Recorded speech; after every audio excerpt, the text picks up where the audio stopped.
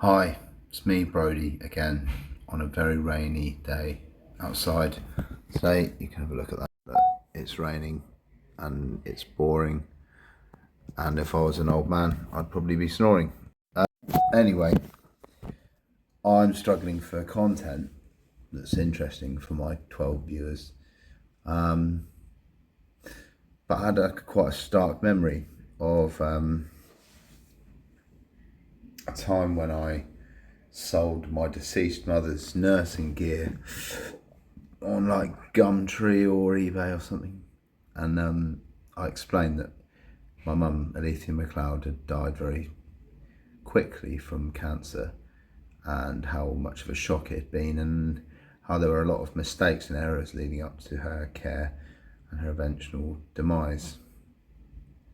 And she was quite sort of sanguine when she just sort of looked up at me and said to me, I've worked in the NHS for years, and if you want to know more about the way it works, you should look up the Mid-Staffordshire NHS inquiry. I would implore everybody who watches this video, just put it into the Wikipedia page. I've done some very sort of, a bit like what I would call good accounting, or bad accounting if you like people paying tax. Very much something which is kind of prominent in our society, where they do official investigations in, like, the IPCC don't often investigate themselves and find themselves guilty, and neither do the NHS. Anyway, I'll just read you the article. It's not very long, it's not very interesting, unless of course you ever want to use the NHS, or you've got like a brother or sister or mother or father or cousin or son or daughter who uses the NHS.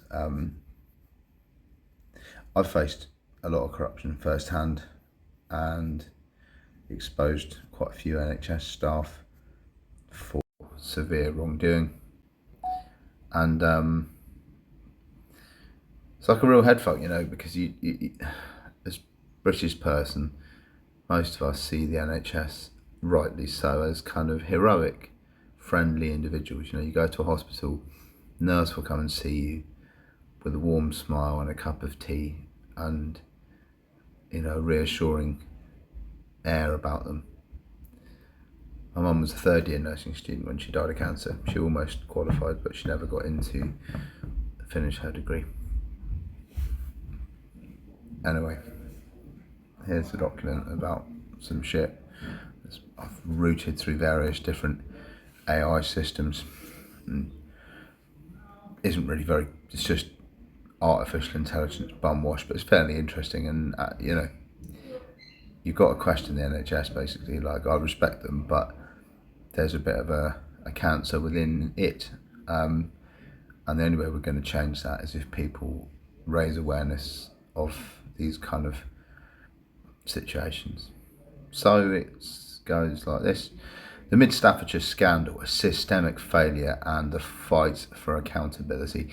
I'm Brody MacLeod, and this is a journey into the Mid-Staffordshire scandal that began with a personal tragedy and an unexpected encounter. Following the death of his mother, love AI, Alethea MacLeod, a former Torbay Hospital nursing student, after an 8-week battle with cancer on the very ward where she trained, a visiting nurse, buying some of her old tunics, offered a crucial piece of advice: look up the Mid-Staffordshire NHS Trust. The resulting investigation uncovered a systemic failure that has since raised fundamental questions about patient safety and NHS accountability.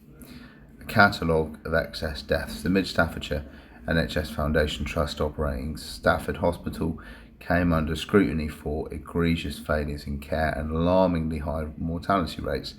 Between 2005 and 2009, the 50-month period saw a steady and unrelenting death toll that became a national scandal. A statistical flag: the Trust Hospital Standardised Mortality Ratio, HSMR, the NHS yardstick comparing actual deaths to expected deaths, was a consistent red flag. A normal score was 100. Mid-Staffordshire was 127. Now, that doesn't sound very bad. It does sound bad, but it's sort of a 27% increase like it's about a third, isn't it? You know, and that's significant.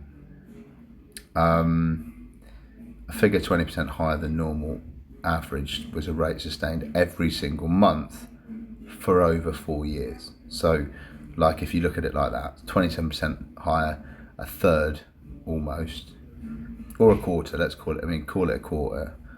But that's sustained on a monthly basis for 4 years. That extra death toll. I don't know whether that's like a median, mean, or average, or whatever. I haven't got a D in maths, but anyway, it goes on to say the death toll, 2008 investigation by the Healthcare Commission, prompted by the unusually high mortality rates, initially brought the scandal to light. Independent analysis by Dr. Foster suggested 800 excess deaths.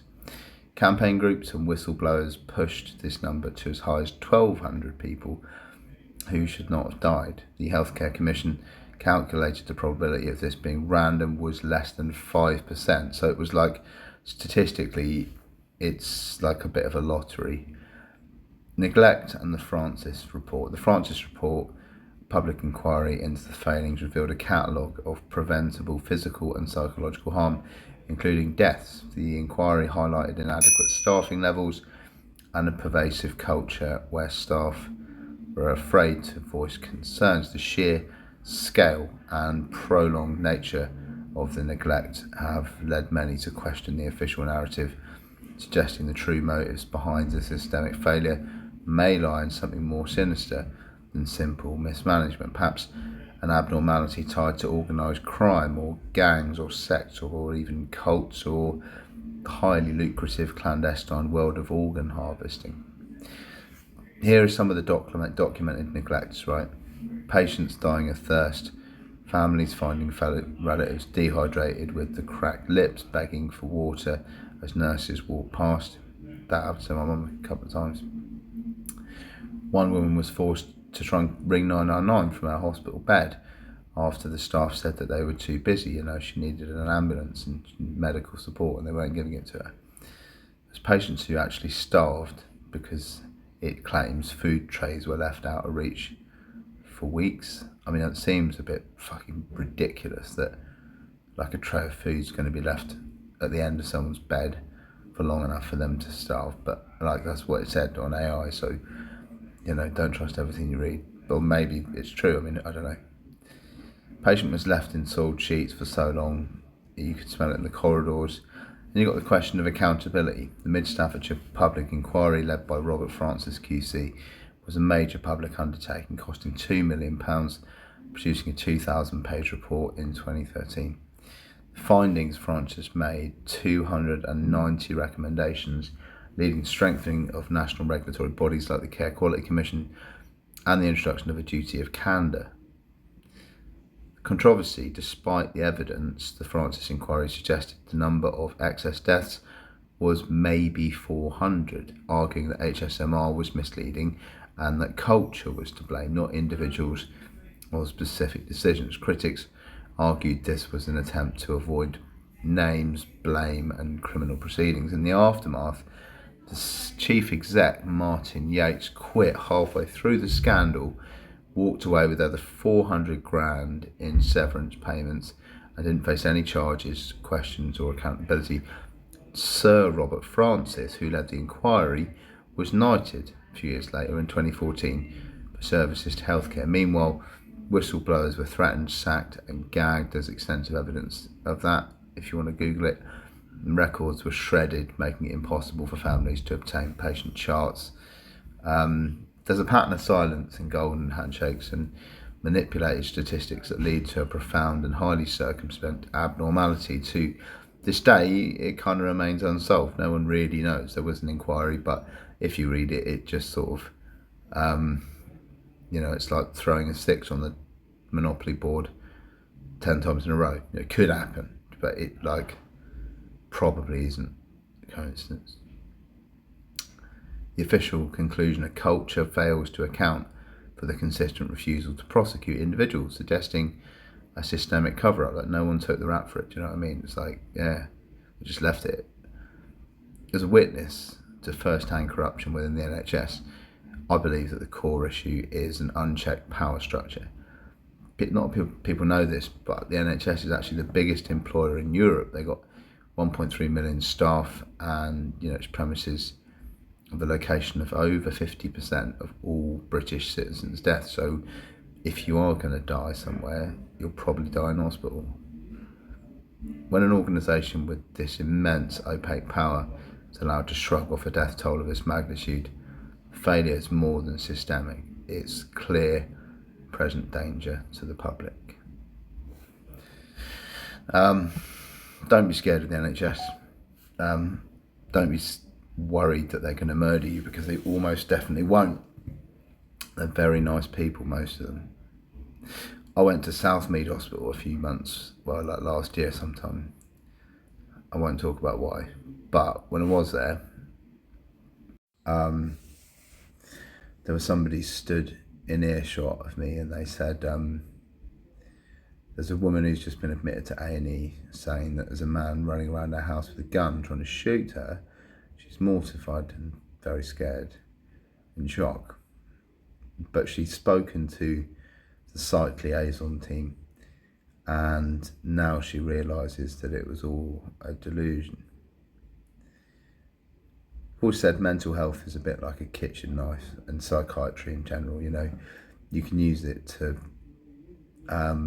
make a curry for your family and friends completely safely and holistically, but it can always be used as a weapon. Similarly with psychiatry and even allopathic medicine, Bob Marley's tune Trench Town Rock was all about medical fraud. I won't talk about that. Maybe I'll make a video about that the other day. But big fish or sprat is like a euphemism for a big wound or a small wound. It's like sleeping in the slums, you get an infection. And the thing about music, one good thing about it, you feel no pain. So it's talking about sort of pain relief and anaesthesia, and basically talking about how the black diaspora and the black American Africans and Africans all over the world were still being institutionally harmed by a majoritively white, supremacist and prejudiced kind of medical industry. Not everybody that goes to hospital has very good treatment, and they've kind of got us by the balls, really, because everybody, even if you're wealthy, everyone's got somebody they know, like I said, who's probably going to use the NHS. So no one really talks about it. I'm not going to talk about it anymore anyway. That's a 13-minute video.